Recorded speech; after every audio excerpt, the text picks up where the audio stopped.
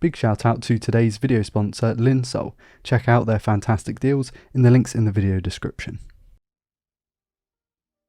Like with a couple of other reviews I've done recently, I'd not heard of the brand of this IM before making the video. It's called Yanyin.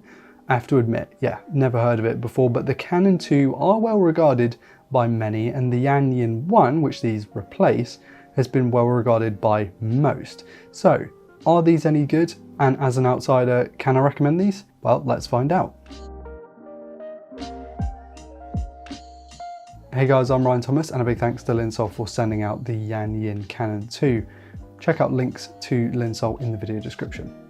These are a $380 set of IEMs, which puts everything in a difficult position because that is more than most people will spend on a set of headphones, wireless, ANC, whatever. It's more than most people spend, but it's also in a category that I haven't, really explored much.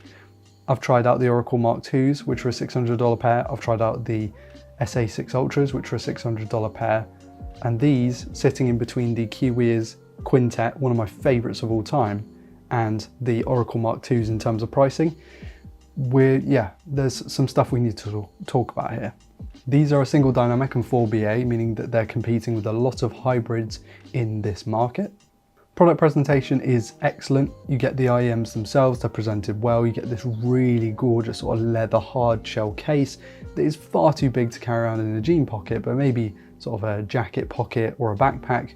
These would work just fine in that kind of case. It's a really nice feeling case, just a bit chunky, but then it does fit the IEMs in with adapters or extra tips or anything you need. The included cable is really nice. Unfortunately, Linsoul sent me out the 2.5mm because the 3.5mm was out of stock, and the 4.4, I don't know, it was kind of a toss up between the two. I don't have anything that's 2.5mm. I used a 2.5 to 4.4 adapter, which showed me that my Zendak V2's balanced output is a little bit hissy, but plugged into the ICA ITB03 sounded clean. The cable is nice. It's hard to find the 3.5mm. It's out of stock almost everywhere, which is a shame because it's a nice cable, but there is a caveat. The cable being a 2-pin is fine. Hard to get in and out of the IEMs for some reason. I don't know why it's so stiff, because other cables were fine. But the big caveat is its length. It's just not a very long cable. Now, if you're sat at a desk with it plugged into your phone, there's plenty of length.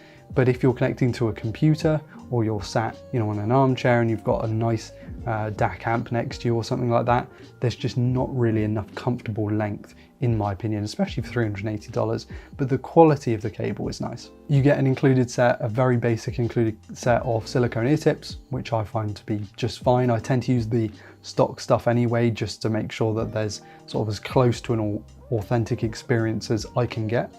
And these things have dip switches on the back, which is quite cool. It means that you can tune these to your liking. You can have them be brighter or darker. You can have the bass be more intense or not. I had these set up in a 2, so both of them were up, both of them were on. They do come in an up-down setup to start with. I just wanted a little bit of extra bass as well as the clarity, so I put them up to up, which is how I'd recommend it for most people, because you're still getting the smoothness, which we'll talk about later, but you're also getting the increased clarity. The shells are plastic. They look and feel really nice. Got a really unique design to the faceplate that I think is almost stunning. It is going to be to, your taste. It's a little bit gaudy, I think, for a lot of people. It's definitely not subtle, but I think it definitely looks unique. The shells are quite big. They can be a bit uncomfortable for those not used to big shell IEMs, so be wary of that. However, after a couple of times of using them for a couple of hours, you get used to it and they're more comfortable then. Nozzle length is about average, so I would expect these to fit most people's ears, but again, the shell is quite big, so that's the thing to watch out for. The sound profile is very warm, plenty of bass, plenty of smooth mid-range with a nice transition to the treble, and some slightly reeled in treble as to not fatigue or really attack you. It's definitely there. It's more there than a lot of sets I've tried out recently, but it's not in a way going to kill you when you turn up the volume, which is nice. I believe that this mid-range and treble transition, the smoothness is down to the fact that it's 4 BAs, so you're almost able to have BAs in all different parts of the frequency response graph to give you a smoother transition, as opposed to, you know, a dynamic doing the bass, a BA doing the treble, and then, you know, there's more drivers set up in a way that I think is going to give you more smoothness. It works really well for stuff like rock and for even pop music, to be exact.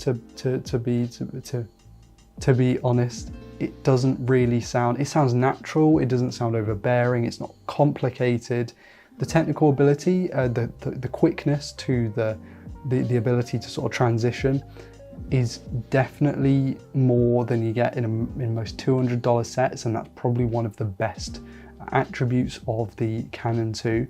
But if you're not listening out to it and you're really not paying attention to the details, I would say you're probably okay with a set that doesn't have this level of technical ability. It's nice to have, and if you're listening for it and you're reviewing stuff, it sounds really pleasing and almost satisfying. But I wouldn't spend double the amount to get these if you weren't necessarily focused on those things. I listen to a lot of indie, punk, rap. Those genres play back really nicely on the Canon 2, and because of that smoother upper, mid-range and treble transition, I've listened to these for 4 to 5 hours at a time, which is my normal listening sort of time before I start to get fatigue in general. These lasted fine. The sound fatigue basically didn't occur in my listening experience, but it was the physical fatigue of having the big shells in the ear. That's something that you might have to watch out for. But if you take frequent breaks, it shouldn't be an issue. There is some depth and some width to these. It's about average. It's about what I expect from sort of a $250 IEM. So it's not overly amazing and immersive, but it's pretty decent. And I found that actually playing CSGO and Apex, I was more than happy using the Canon 2. Just sounded all right.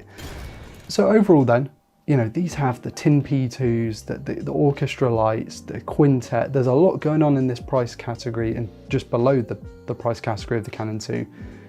I'm not sure I would spend the extra money on these. The quintet is crunchier, it's more detailed, it's more resolute, it gives you more grandness to the sound. There are maybe smoother sets that are cheaper than this. The Timeless AE, for example, I think is probably a smoother set. But these compare mostly with sort of the Manguard T2s. Unfortunately, I've never tried a Manguard T2, so you'd really have to look that up yourself. It's going to be between those two in this price category. And let me know in the comments if you have those and what they sound like. So if I had to sum them up, I'd say you buy them for the design, the case, the cable, as long as it fits the output of what you're buying it for. And that's pretty much it. They're a really nice set of IEMs. I can't recommend them to, you know, they're not blowing everything else out of the water. I'm not recommending these to everyone, but if you're on the fence about them and you wanted to buy them, you're probably not going to be disappointed. Big thanks to Linsoul and everyone else, you know, you for watching the video, my patrons for being continually supportive. Comment, like, subscribe, all that fun stuff. I will leave links to everything in the description. I'm Ryan Thomas and I'm going to go and eat some lunch. Cheers.